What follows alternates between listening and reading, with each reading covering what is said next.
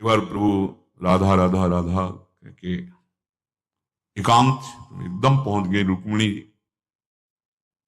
सहम गई कि ऐसा राधा प्रेम।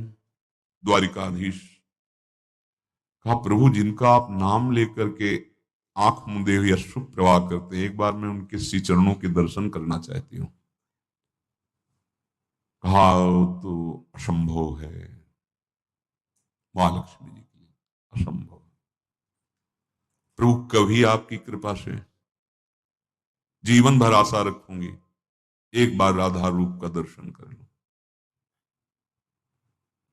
ठीक है, कभी ऐसा संकेत मिला किशोरी जी का, जरूर आपको दर्शन कराएंगे। ब्रज लीला के अंतर्गत ऐसा आता है। निकुंज लीला में तो वृंदावन सूर्य ग्रहण पड़ा हुआ था, तो प्रभात से शायद वहां गए हुए थे। उधर से द्वारिका का परिकर आया हुआ था। प्रभु को तो सब पता ही था। जब सूचना मिली तो प्रभु किसी को साथ नहीं ले गए, पहले एकांत जाके दर्शन।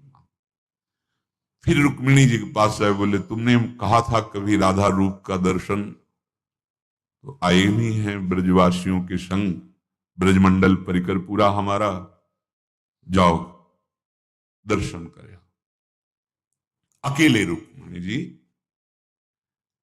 जे ही प्रधान द्वार पर गई तो छड़ी ले एक सखी खड़ी थी, फूल की छड़ी, स्वामी जी की। यहां वृषभानु महल में प्रकट हुई लाडली जी, नित्य बिहारणी।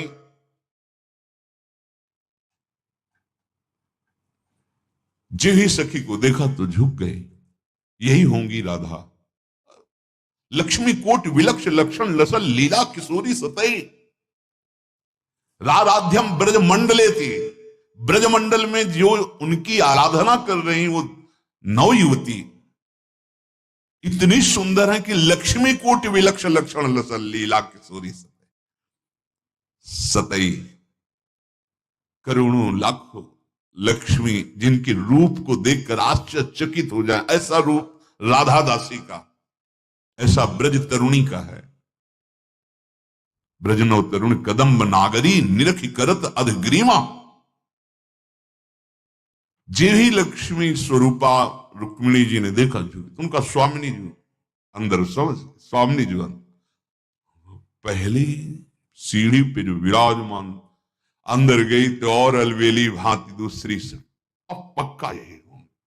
नहीं, स्वामिनी जी 7 डेवड़ी में हर डेवड़ी की सखी को प्रणाम करती कि यही स्व, और जब अंदर गई तो वो 30 पीतारुण क्षय मनंत तड़े लता भाम। कौन भांति, कौन कांति, कौन रूप, कौन ने, कौन है एक स्वभाव, कहा अली कहिए। सखी कैसे कहूं। यहां लगा कि हित सजनी जो प्यारी जू के रूप का वर्णन कर रहे हैं। देखो माई सुंदरता की सीमा। ये जो ब्रजनव तरुण हैं, ये ग्रीवा झुका देते हैं, रूप सौंदर्य का भार नहीं सह पाती स्वामिनी जी की जो सेवा में। ऐसा ब्रजनव तरुणी कदम्ब नागरी, कदम माने होता समूह, 9 तरुणियों का समूह नागरी प्रिया जी के रूप को देख करके अधिक ग्रीवा। देखो माई सुंदरता। जे ही रुक्मिणी जी की दृष्टि गई, अशुभ प्रवाह।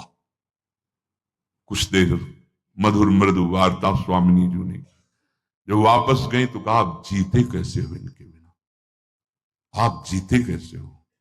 पहले तो मैं समझती थी क्या राधा का रूप है जो आप अश्रु प्रवाह करते रहते हैं, क्योंकि एक से एक महाशक्तियां अष्टपट रानियों के रूप में है, सब दैवी शक्तियां जो 16,100 के रूप में है।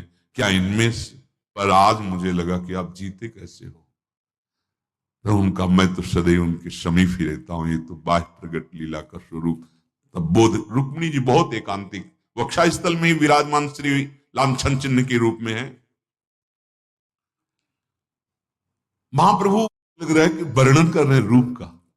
बोले ब्रजनो तरुणी कदम नागरी निरखी करत अधग्रीवा। अब इंतजार हो रहा है कि आगे रूप वर्णन होगा, तो कह रहे हैं, जो को कोटि कलप लग जीवे रसना कोटिक पावे,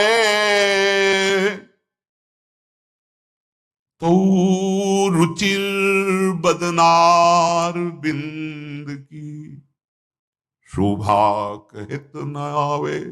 स्वामी, अगर कोई करोड़ों कल्प तक जीवित रहे, करोड़ों रसना प्राप्त हो, तो भी आपका रूप, कौन कह रहा है? इत सजनी जो उस रूप का सेवन करती हैं, जो उस रूप का दर्शन करने का दान करती हैं, जो उस रूप के सेवन का अधिकार प्रदान करती, वो कह रहे हैं। श्री स्वामी हरिदास जो, कैसे कोई वर्णन करे प्यारी जो आपके रूप का? इस एक स्थित रूप हो तो उसको देख के वर्णन किया जाए, लेकिन ये तो नव नवायमान।